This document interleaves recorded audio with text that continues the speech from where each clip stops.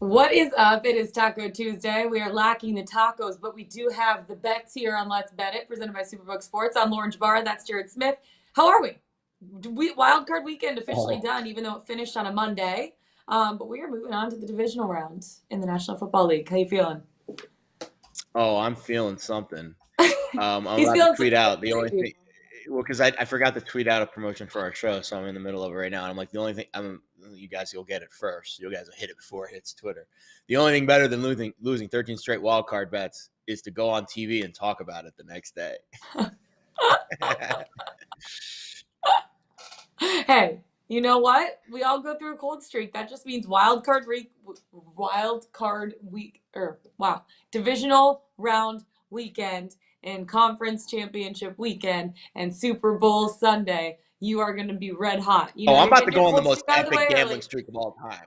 The Yeah, gambling gods owe you. me so big, and people are now like it'll be a thing, and they'll start fading me.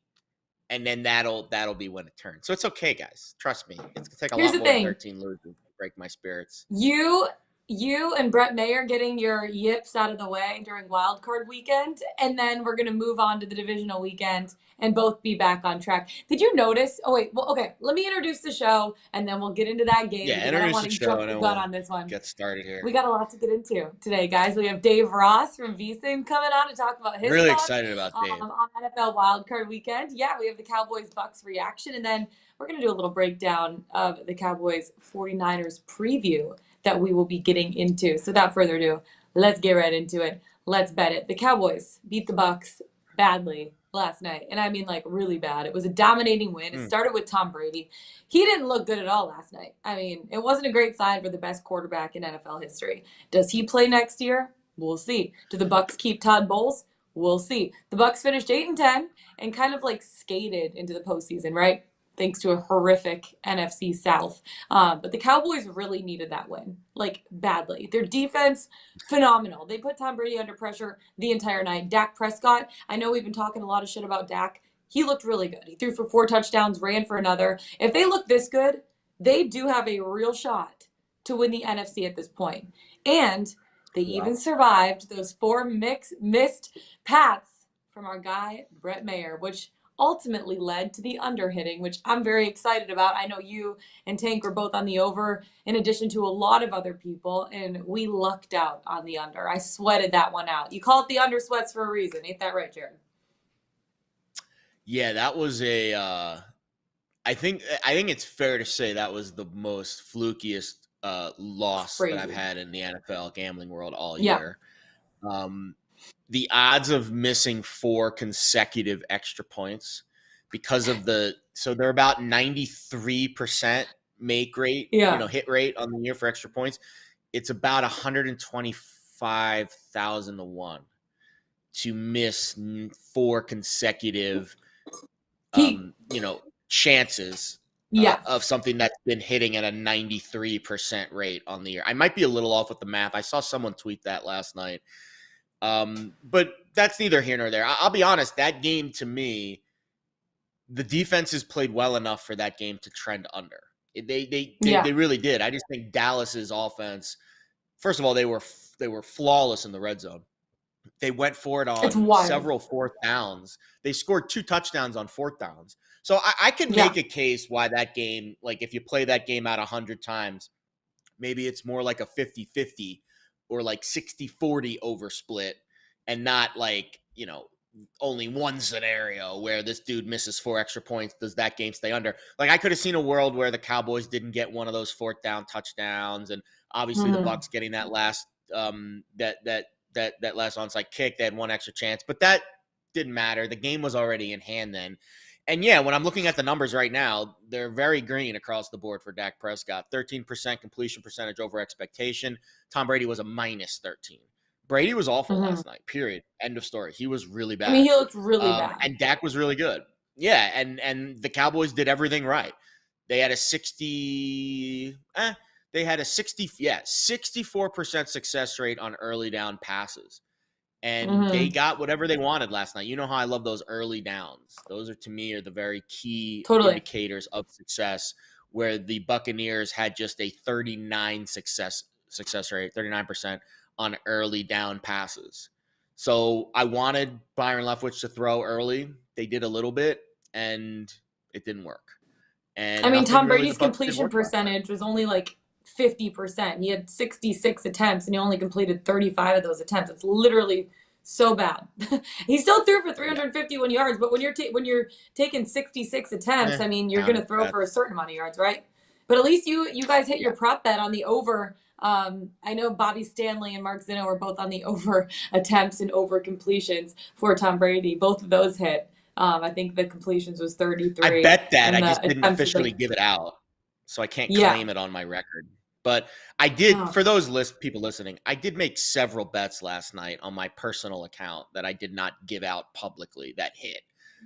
Zeke Elliott under rushing yards was another one. But if I put that on my spreadsheet, people would act like I'm, defrauding the government. So I won't officially claim those as wins. But it's not like I lost every bet that I made last night, just the ones that I made publicly. Yeah. Hey, you know what? Better luck next time. We got the divisional round next weekend. If the Cowboys I already play locked in a like bet. this, good. I already locked in a bet. Well, let's get into that game then. Let's break it down because right now the spread is set at 4. The San Francisco 49ers, 4-point favorites. This is good defense against good defense, and the total is still set at 46, which is crazy. That says something about how the offenses have been rolling as well. What are your expectations for the 49ers Cowboys game to finish out divisional weekend? Well, the first thing on my sheet here is a massive rest advantage for the Niners. They played on Saturday, and this game will take place. And they're playing at Sunday. home. Yeah. And they're playing at home. And Dallas played on the road Monday. So not only, it's really like they get a 2.5-day rest advantage, which I think is huge. So that's the first thing about this handicap that really sticks out to me. The second thing is, and it's a very small sample size, but Brock Purdy is an absolute rock star. The numbers are incredible. Yes. Everyone's and it's not just the counting stats. Yeah. It's wild. It's not just the counting stats. The numbers under duress is what really stands out to me. Under pressure, while under pressure this year compared to when kept clean, his turnover-worthy play rate drops by 0.5%. His big-time throw rate increases by 2.5%. That is when under pressure. When getting blitzed this year, turnover-worthy play rate drops by almost 2%. Big-time throw rate, adjusted accuracy is basically the same.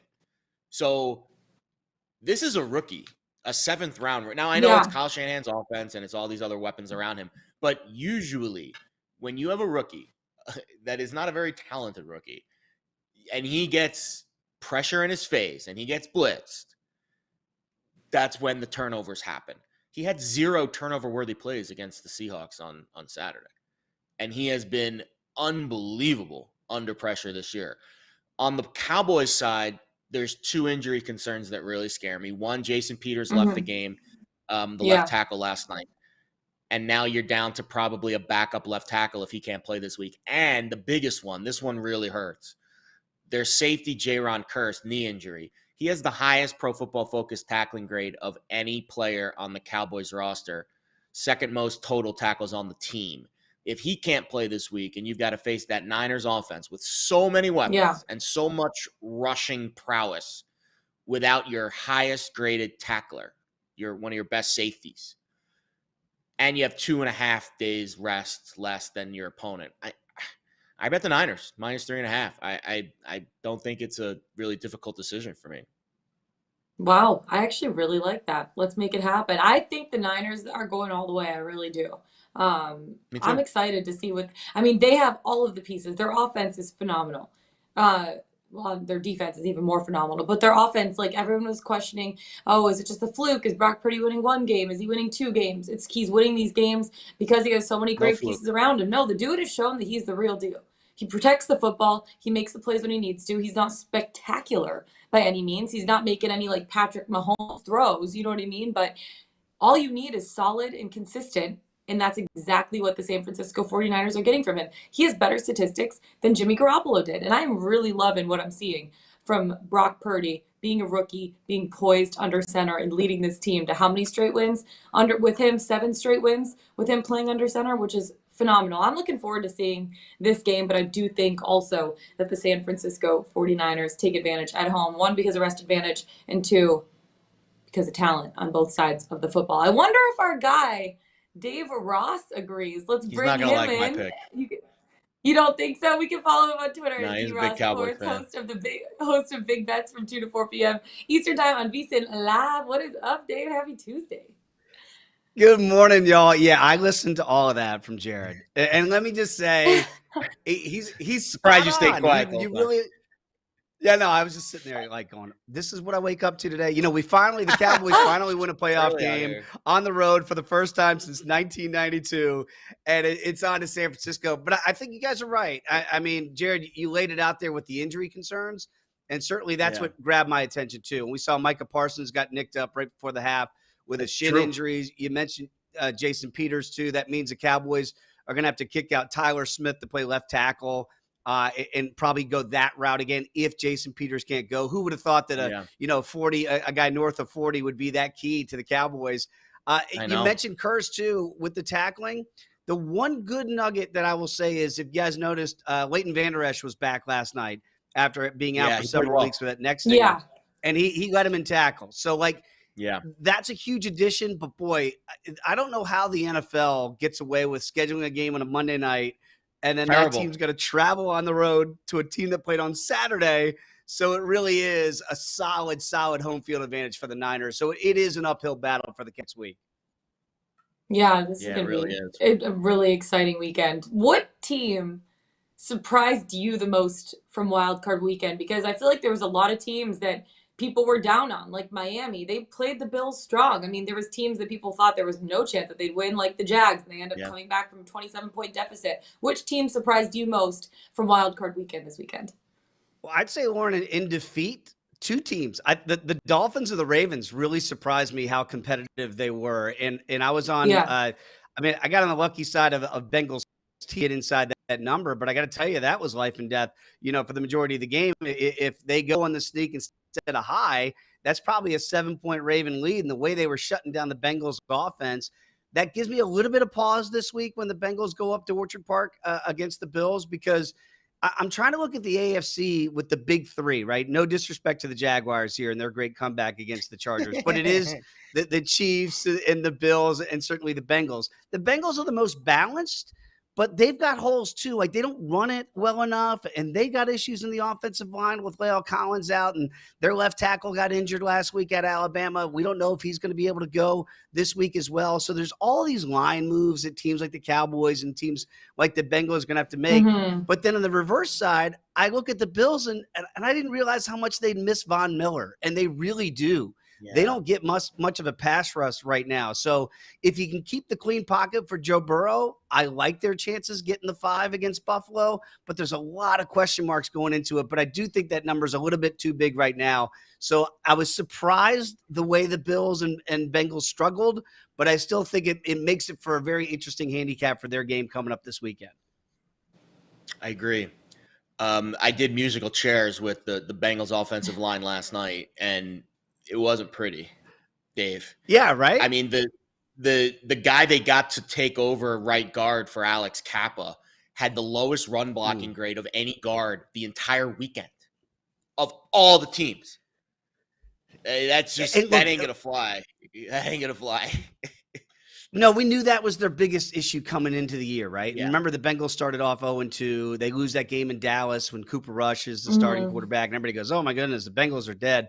And then they resurrect their season, and they look like, maybe a wagon going into the playoffs. And then you get these untimely injuries, and they're back to kind of where they started off the season at, right? Musical chairs in the offensive line. To me, it's their only weakness. That's it. That's the only one I see with the Bengals. And I can't believe I'm going to say this, but is Zach Taylor a good coach? Like, have we kind of come around full circle on him? Like, is he really good? Yeah. He's got Joe I'm Burrow so confused as quarterback. Now. I'll just leave it at that. That helps. And I'll give you one more weakness on the Bengals, which I actually could get very much exposed this week. Eli Apple was absolutely roasted. Oh boy. in that game against the Ravens. Yeah, Gave up the big touchdown to Demarcus Robinson, targeted 5 times, 73 yards. And that was against Huntley and Robinson and, Jimmy and Joe and this and that. Wait till it's Stephon Diggs and Josh Allen this week. We'll see if we could get that. I mean, to me, that's the interesting matchup. If they get Diggs onto Eli Apple at any point in time, Josh Allen's going to be licking his chops. The other interesting game is the divisional game, and it's our only divisional, quote unquote, game of divisional weekend. And it's a game that we've already seen 2 victories outright for the favorite. And we kind of saw this last year with the Rams and the Niners, right? It's tough to beat 3 times in the team 3 times in the same year. I hear that all the time. But this is a different Eagles team, and I think this Giants the Giants are not facing the Vikings defense this week. They made the Vikings defense look like the sisters of the poor. That was a disgraceful performance by the Vikings defense. Eagles a little more stiff in that area. What do you expect from that game this week? Well, Jared, I responded to you on Twitter because, I took the cheese with the Vikings too, and I bit and got caught right in that rat trap. Hard. Delicious Gouda, though. Yeah, it was really good. It tasted good until I realized that this was a trap. But, like the Vikings defense, they made Danny Dimes look like a Hall of Famer. And look, if you heard Brian Daboll in the postgame, he's a fascinating listen, right, guys? And they go, how did Daniel Jones, how did he play? And he goes, he played good. The other guys played good and made him look good. Like, he wants to give him no credit. It's the weirdest thing. And I don't know if he's like keeping Daniel Jones on this leash of like, I need you to be better each and every week if we're really going to go further than most people think. Yeah. If you can get that version of Daniel Jones against the Eagles next week, I actually think they're live. What are they getting? 7.5 right now? And really the concern, we keep talking about offensive line, right? But Lane Johnson being out for the Eagles is massive. And we only saw Jalen Hurts against the Giants in week 18, and he didn't look like the same Jalen Hurts. I know they say it's not a collarbone. We don't know really. It's this mystery injury that Jalen Hurts has. Is it a shoulder? Is it the collarbone? We know it's on the throwing side, so that's not good. So, like, to me, I'm going to trust Brian Daboll here in the coaching department and say he's going to try to take away Jalen Hurts as a runner. And if he can beat you over the top, look, he's got weapons. We know that. They've got weapons over the top to get you. But take away that one extra guy to account for, that's Jalen Hurts as a runner, and see if he can really throw with a bad wing, and then tip your cap if you lose. I think that's the strategy this week for the Giants is let's see truly if Jalen Hurts is healthy. Oh. How about an easy that's going to be the teaser of the week, right? But I'm going to tease it up. I'm going to take the Giants plus the 13. Do it. I do. I think that this somehow is going to be one of those one-score games. I think the Eagles should win, but I think they're actually in jeopardy because of that third time's a charm. You mentioned it last year, Jared, with the Rams and the Niners in the championship game. Remember, that was a one-score game right down to the wire too. So I see a similar type game playing out. I don't think the Eagles will be that explosive team we saw when they knocked off the Giants earlier in the regular season and they put up 40+. I don't see that style of game coming this week. Yeah, it's really interesting. I feel like a lot of people said that it's going to be the Giants' rushing attack that's going to beat the Vikings. Their passing attack, Daniel Jones, was phenomenal to me. I do a segment every week called Lauren Loves It, and it was the fact that Daniel Jones was, one, not only able to be completely accurate with his throw, but also the fact that he used his legs too. Like, he was the team's leading rusher in that game as well. And the fact that Saquon Barkley had more receiving yards than he had rushing yards, I mean, to me, that's phenomenal, the way that they were able to attack the Vikings secondary, because that's where their weakness was. Hey, I think that's on a coach, right? Brian Daboll is the best coach in that National Football League this year, and I've loved how he's turned this team with really not many extraordinary pieces, right? And become a team that's, I mean, I feel like they're going to put up a fight, like you said, against the Eagles this week, which is going to be very exciting. Another team, do you think the Jags, after the momentum swing that they had in that second half, have a chance against the Kansas City Chiefs this weekend? Do they even stand a chance? Boy, Lauren, that's a great question. I look at the number, and I know that the Chiefs, when they played earlier this year, I believe it was 10 that the number ended on with the Chiefs winning, and I think that the closing number was 9, so they covered by 1. But the Chiefs historically now, in the Patrick Mahomes era, even in the Super Bowl runs here, they're not a great double-digit cover at home in the regular season and or in the postseason. So something tells me this feels too easy. And I do feel like a lot of the public's going to be on the side of the Chiefs. If I'm a Jags backer, I'm going to wait and see if this number gets over double digits again. And I might look at a first half play if you can get 6, maybe 6.5 here, and see if they can carry over that momentum they had in the second half against the Chargers into the first half against the Chiefs. Can they do it for 4 quarters? I'm not sure, but I do think they might be live in the first half here. Maybe steal a possession. Mahomes off a week of rest. Normally that sounds like a good thing. Maybe it's a little, it takes them a while to start up the engines again. Once they get it cranked up, I think they'll go. But I'm going to look for a first half number here in the Jags. I don't know that I trust them over 4 quarters, but I do think they could be in this thing for a short stint. Like I look at it like the Seahawks last week, a 30-minute team against the Niners, but they weren't, necessarily a 60-minute team, right? I could see a scenario playing out like that with the Jags this week against Kansas City. Yeah, I like that. And you're going to hear a lot this week. Andy Reid off the bye. That'll be the trend. Right. 21-3, but in the Mahomes number's going to go up. I can't take. I can't take anything that he did in Philly seriously. In the Mahomes era, he is 8-1 off the bye, but just 5-4 against the spread, and they've lost their last 2 against the spread, including the Super Bowl a few years ago when they got their butts handed to them. They're the worst team against the spread in the NFL this season. They're 5-11-1 ATS this entire season. In a lot of those games, they were big number favorites, like over 7.5. Can't lay it with the Chiefs this week. Of those games. Yeah. No, I think it feels trappy to me. What do you think your Super Bowl pick is after this week? Oh, boy. Great, Jared. Put me on the spot here. I mean, come on. Okay. Bro. What do you think? I wasn't going to at some point during this segment? This is the first time I've ever got you in the crosshairs, bud. I got to fire away when I can. You see, I'm wearing the star. I'm wearing my salute service for the Cowboys here. How do I not pick the Cowboys? It's funny. I've got tickets on the Cowboys, obviously, to win the NFC, and I got some longer shots to win the Super Bowl here from obviously a long time ago. If you'd asked me a week ago, I would have said no. The injuries do concern me in the short week against San Fran. But and it's a huge if, they can get by this game, I really love their chances against the Eagles. I mean, that's why I was hoping the Vikings would have won. It would have put the Giants out, or excuse me, the Vikings would have gone out to San Fran and the Cowboys would have gone to Philly. And I would have liked that matchup this week. So San Francisco is right now the betting favorite to win the NFC. I look at it like we've got the best 6 teams left in this whole dance, the big 3 100%. In the AFC and the big 3 in the NFC. So and the 2 upstarts. Right. I love those 2 upstarts, the Giants and the Jags, well coached, good quarterbacks, right? Good ups. It's a good final 8. It really is. I think we got the best 8 teams this year. I think we did too. It feels like, the college football playoff, we got it right. Like we got the right teams there. Right, maybe TCU shouldn't have gotten to the final, but that's another story. I do like the Cowboys' chances. Too, Dave, because I went to Michigan, it might be too soon on that one, Dave. Twist the knife, my friend. Twist the knife. Still upset about that. I am too, because I was on Michigan as well. And boy, but again, those things happen. I don't know that they happen as much as in the NFL at this stage, where we get those wild, TCU was a 7-8 point dog that day to Michigan. So, I look at the Giants at 7.5. I think they're live, but I think the Eagles sneak through. I really think the Cowboy-Niner game is going to be one for the ages here. I just wonder whoever comes out of that battle, how much they're going to have left if it is Philadelphia, and neither one of those teams would have to travel. So it really depends on Jalen Hurts' his health. But if you really stick me for an answer right now, I think I'm going to go with the Bengals if they can figure out that offensive line. Wow. I just think they're the most complete team right now that I see left out of the Big 8 here. I wouldn't be mad about that. Jared has a Super Bowl ticket on the Bengals right 16 now. 16-1 on them. 16-1. You guys can erase this if they get blown out by Orchard Park this all right. You can't do any worse than I've done this weekend betting the NFL. Honestly, you couldn't if you tried.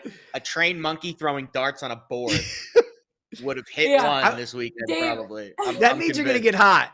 That means you're going to get hot. I know. So hot. Yeah, right? It's going to be awesome. I know, Dave. I said him and Brett Mayer, they're both going to get hot this next weekend. They got their gifts out of the way early, and now they're heading into the divisional round feeling better than ever. Can we also touch on the fact that they did not even show his last extra point on air until it was like going straight through the uprights, because I think they felt so bad for him at that point. Like they felt so bad. They're like, don't put the camera on him. Okay, now it's going straight. Cut to Peyton Manning's reaction was fantastic. It was I don't know if you watched the Manning cast, but his reaction was fantastic. After I think it was the third miss.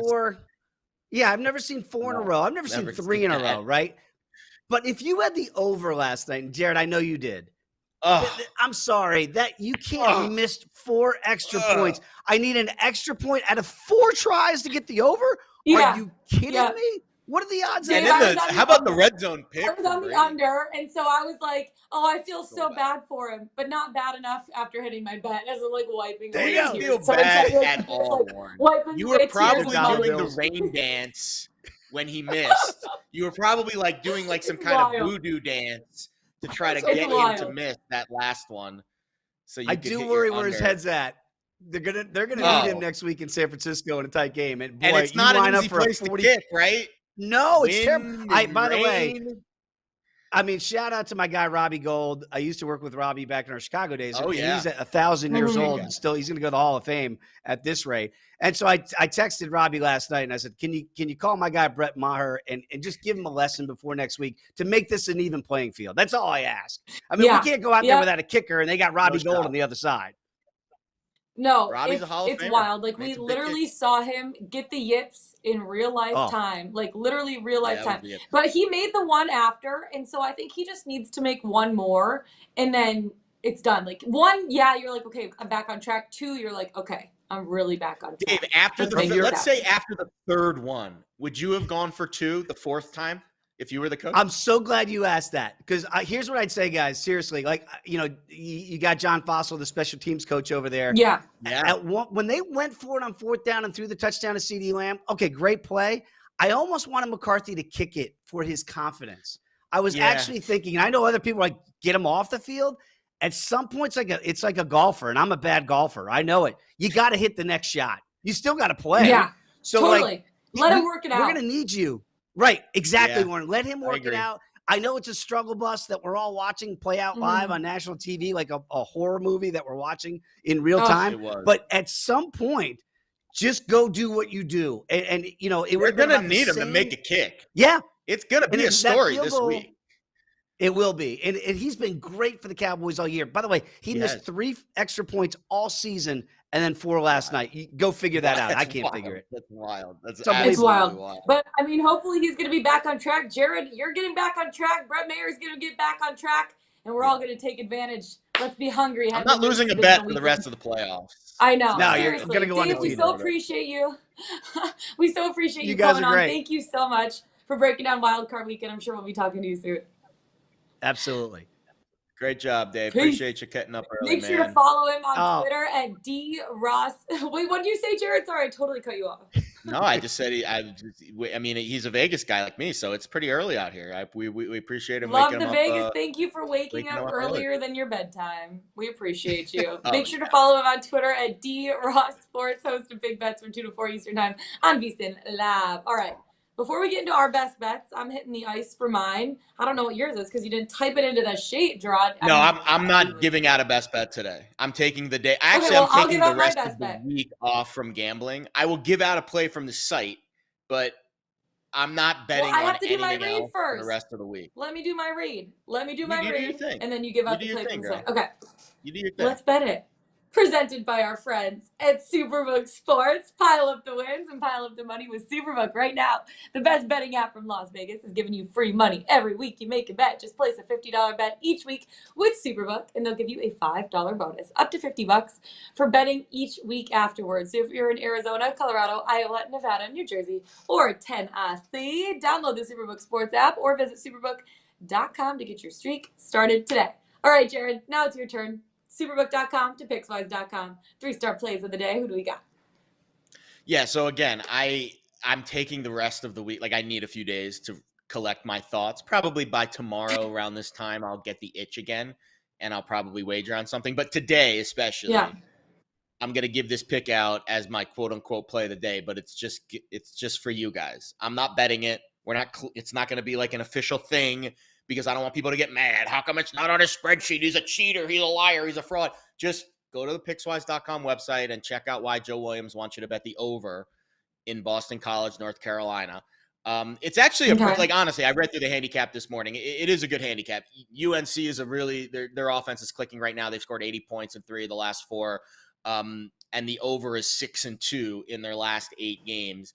and at home it's 5-1 over the last 6. So I think overall this is a bet that I would make if I wasn't on a hellaciously bad gambling streak right now, because I know if I do bet it, there will be some kind of like absurd thing. So because I'm not betting this, you should feel very safe that it is going to hit. Love that. Yes, I would absolutely follow Joe Williams's handicap this morning from Pickswise.com and bet the over 143.5 balls to College North Carolina. There's also an NBA double on the site today, the old daily double for Montes Nita, Nets, Spurs, total and side. So lots of fodder for you today. And our pal Ricky Diamond has lots of tennis picks. The Australian Open is in full swing right now, pun intended.